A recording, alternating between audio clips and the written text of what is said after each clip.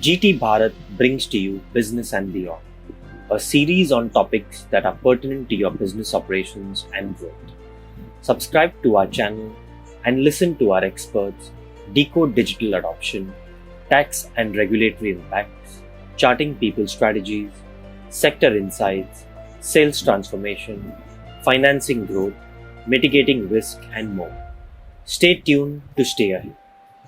Today, we have Kalpana, CEO and Chief Thinker Digital, and Sankirtan, Assistant Manager Digital, throw light on everything about the impact of digital change, what drives the pace of change, how can we adapt to change, what is the complexity of digital transformation journey, and how can we make digital change simple.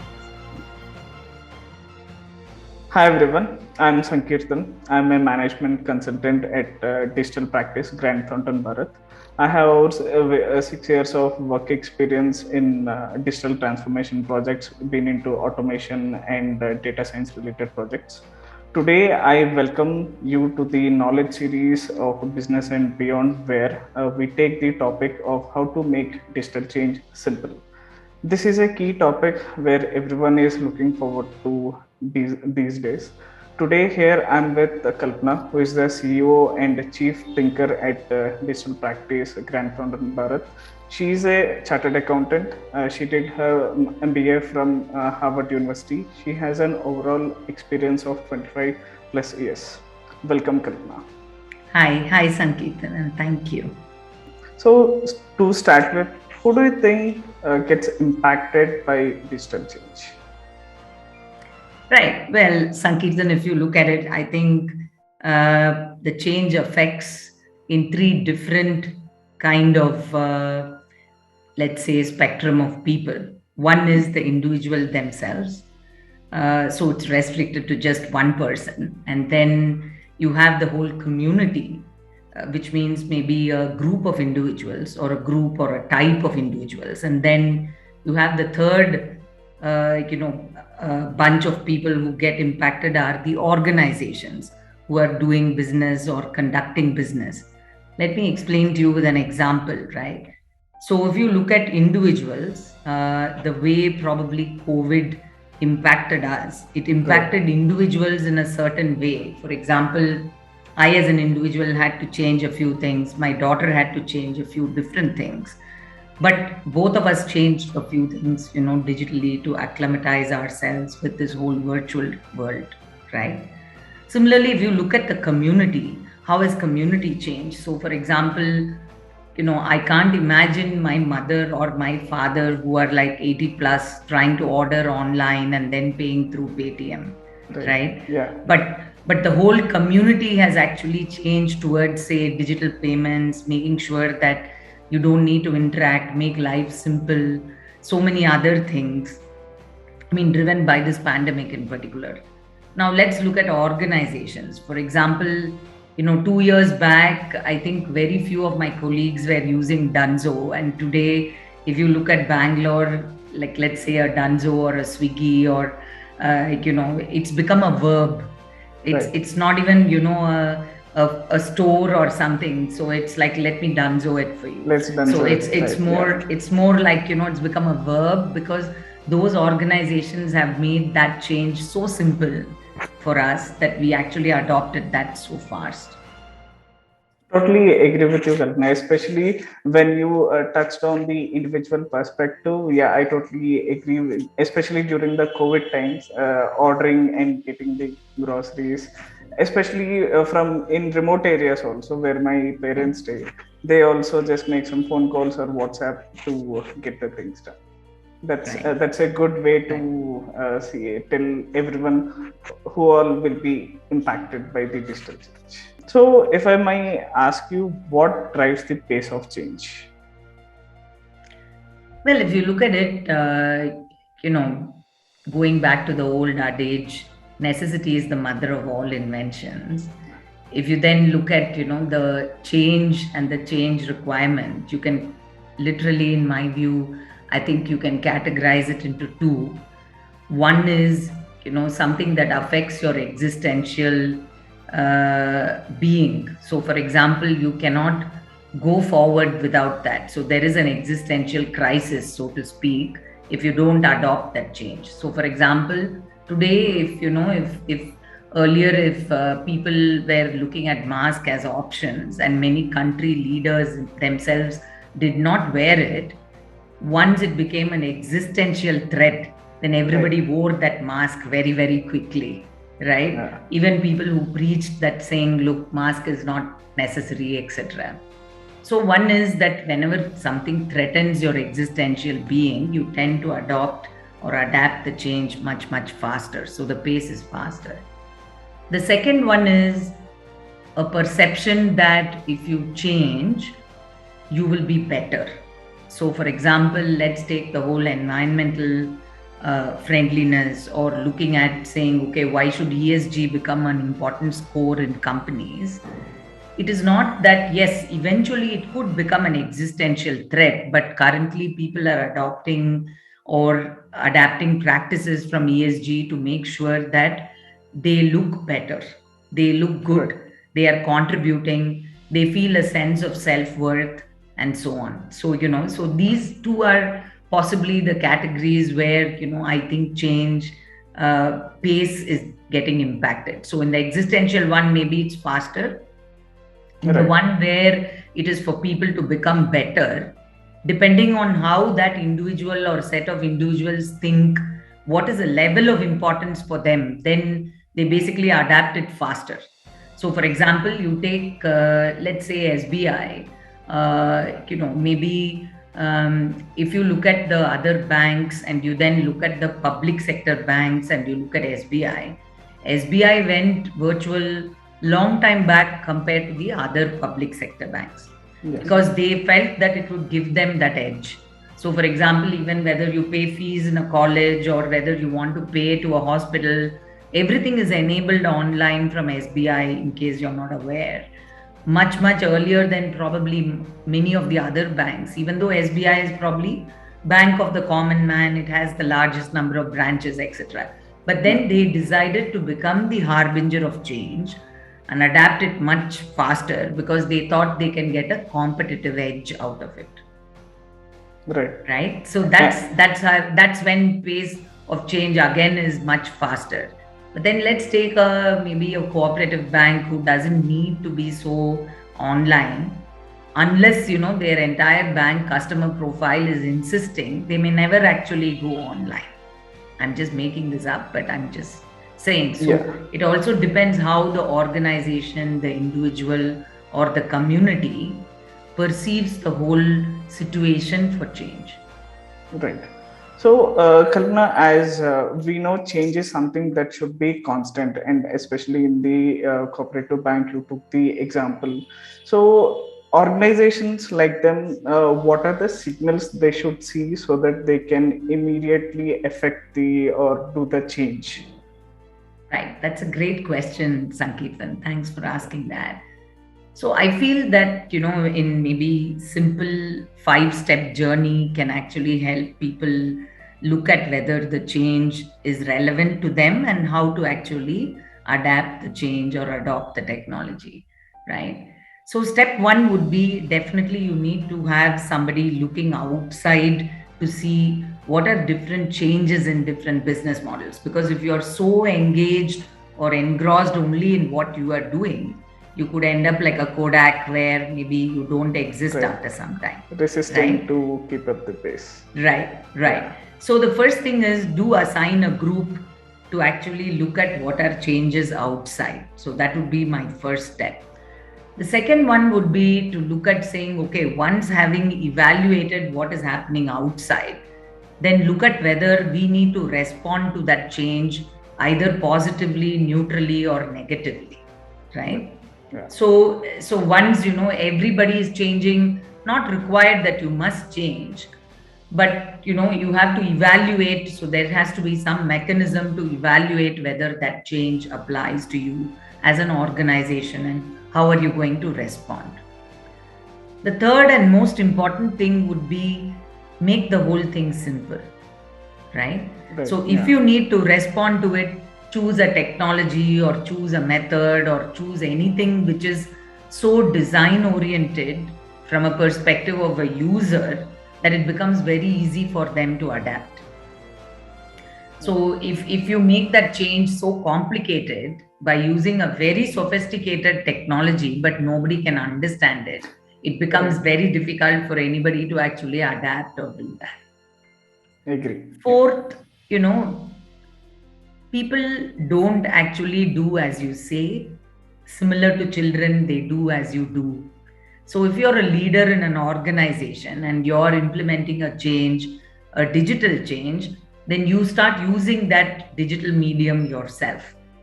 So for example, if you implement a Power BI dashboard, don't then tell your assistant to get you an Excel sheet printed.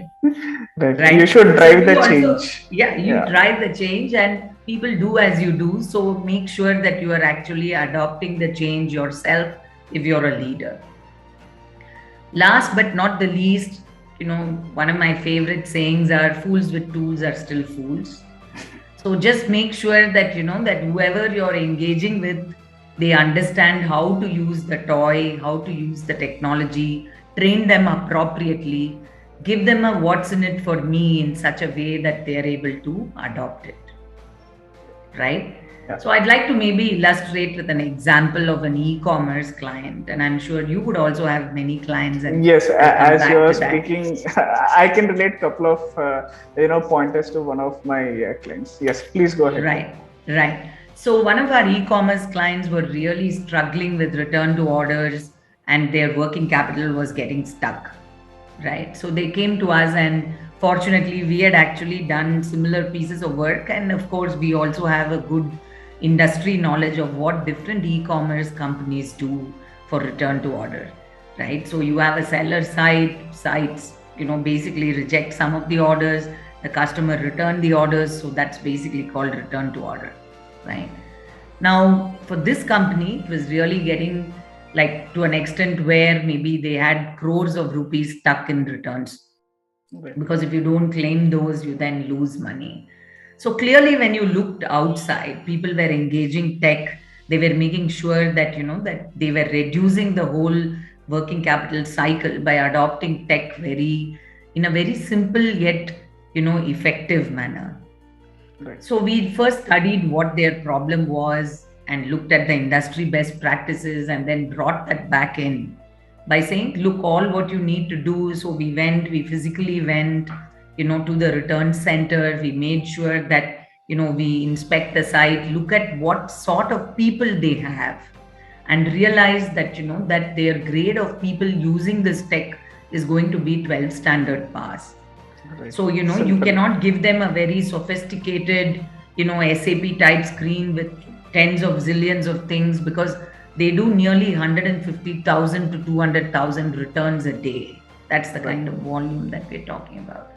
So what we did was just build an online portal, which was very effective, both mobile, handheld, plus computer, plus, enabled it with some dashboards in such a way that the team leads can actually see where is the queue stuck, what is actually happening. And then we released working capital to the extent of probably nearly 75% of what their original thing was, right? So if their original stock was 100, so we released 75, so they were able to operate at much, much better standard. What we additionally did was that, the CEO or the, supply chain head started to actually review everything with the dashboards. So, any pendency or any things that had to be claimed with the seller, any of these things were actually getting done only through the medium. And therefore, people actually adopted it much faster. With this, we also enabled the KRA tracking of each individual. So, for example, if I'm a return center person and I did much better than you, there was no earlier mechanism to point that out. But now with technology, we were able to also reward them much better for their efforts, and so they adopted it much faster. So tell me about your example. I'm quite keen to know about that. So 2 points, Kalpana, among the 5 pointers you have told me, especially simple and effective regarding the technology. So for one of the global agricultural clients, especially during the COVID situation, where all of a sudden people doesn't know what to do. Then the top management came up with a solution to bring in a chatbot where, because the requests are piling up from the employees as well as the customers so much. And the way they built a chatbot is very simple technology, and they have included small FAQs where an employee or the customer can just log in and just type in whatever the query he has, and he can get the relevant answers from the chatbot itself. Long gone is the process where you keep a mail to someone and then they will respond after some time. And because especially of this uncertain times, the requests are so much, the overall time is very high. So all these things are gone. The technology is very simple. The communication between the platform and the employee, it is very effective. It resulted in clearing more doubts for the employees as well as the customers. That's one point. Excellent. And second point, when we talk about the we should drive the change. So especially organizations who are hesitant to do online meetings, as consultants, you may know we travel a lot to understand certain criteria, certain business processes, and we then recommend certain things. But if you see the way we are operating, and even the clients are adopting, they're fine in conducting these online meetings, online sessions, the process walkthroughs, everything happens. And this came from the CXO for one of the banking customer I served with. He understood how the system walkthrough works, and he eventually asked all the employees in that location to take these online meetings and give the process walkthroughs. And with this effective communication where the leader drives the change, we are able to deliver automation projects for the client as well. Right. We spoke about different client experiences we had. So, what do you think is the most complex thing in the digital transformation? Well, I think it's difficult for me to categorize the most complex thing, but let me try and share a few things that are complex. I think the first thing is the pace of change of tech itself, right? So, for example, I may start a digital transformation journey with certain sets of technology, but by the time I say implement it in 6 months, there are better technologies available, right?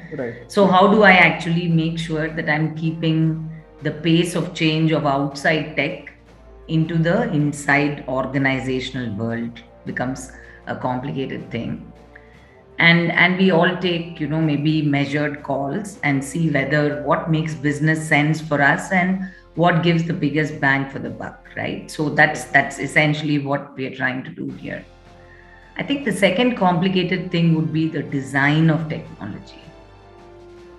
I always keep making this reference that that if your technology architecture, say, looks like a Ferrari car in a highway, and then you kind of open the bonnet and you find everything right from perhaps a very age-old Fiat or an Ambassador car to a cow to a bullock cart to somebody else, right? Because they've layered technology and grown it up so much, and therefore identifying a simple solution that will traverse across all data elements within a technology architecture is complicated.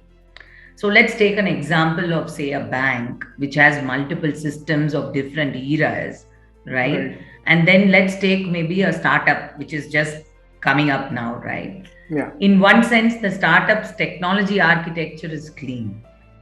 Because they don't work in silos in first They place. don't work in silos. Perhaps, a Ferrari car may not be the case, but if you see a car, it would be a car only. There are not different mechanisms stitched together to operate like a car, right? Let me put it that way. So I think the complication comes from the data traversing within multiple systems in a company.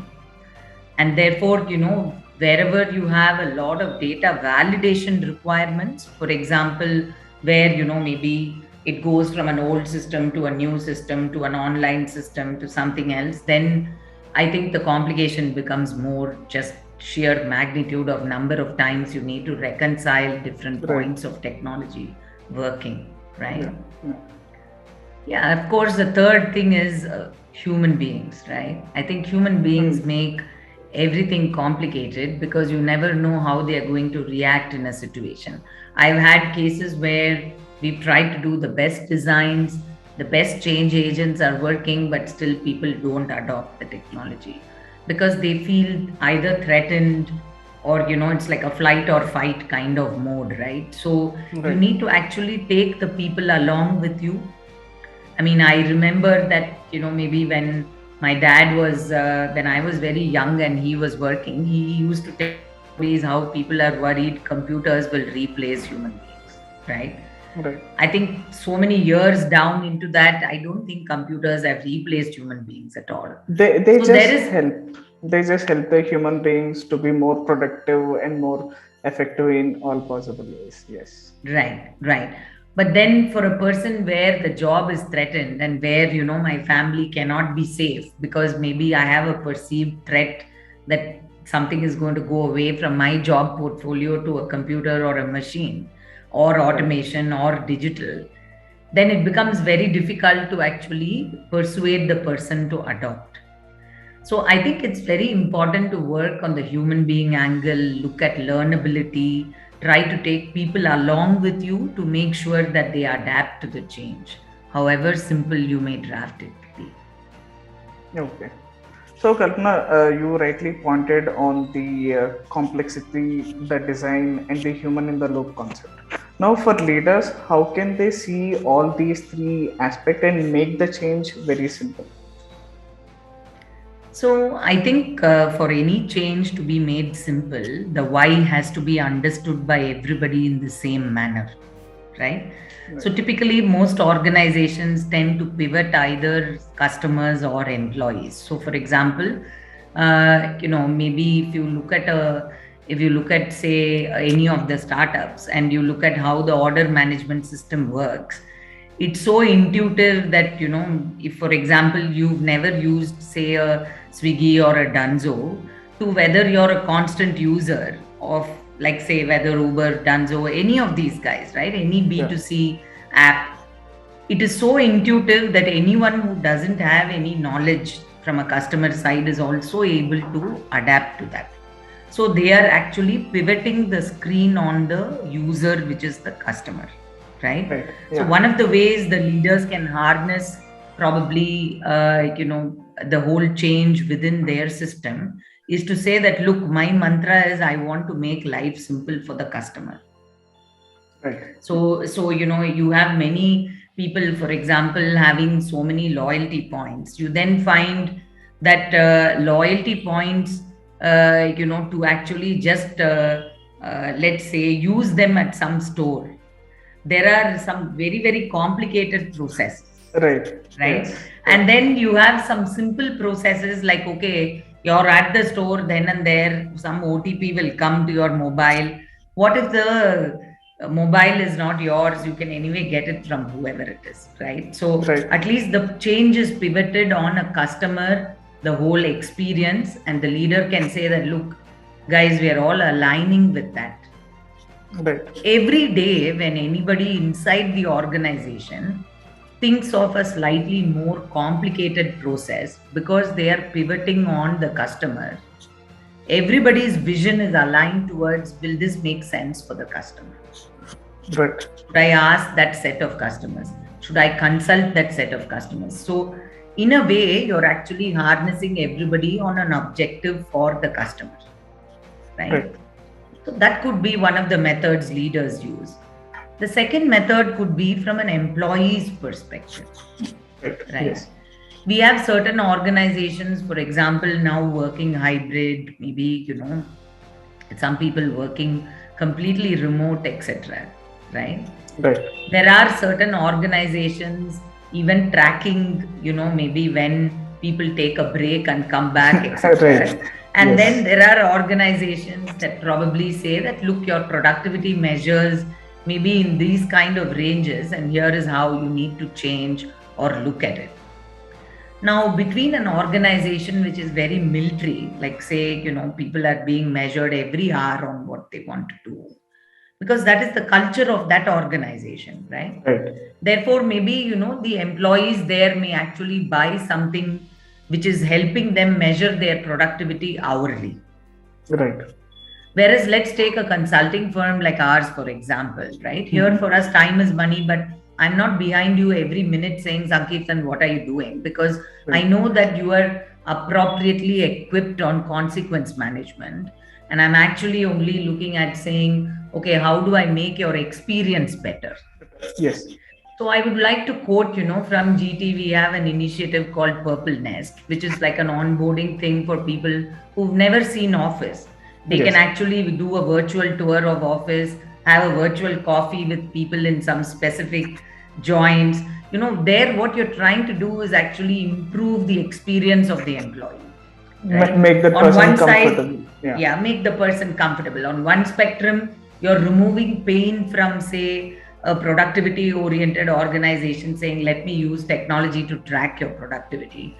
On another side, maybe an experiential organization is trying to improve productivity by engaging better with their employees. So I would say that pivot either on employees or customers if you're leaders, because that's what works best, because people relate to people and situations and not to aspirations and somebody looking good, etc. Because you may be very happy, for example, with a Ferrari, and I may say, no, I want a Rolls Royce and Ferrari. So the aspiration may be different, right? But the experience of how you feel in a Ferrari and I feel in a Ferrari will somewhere match.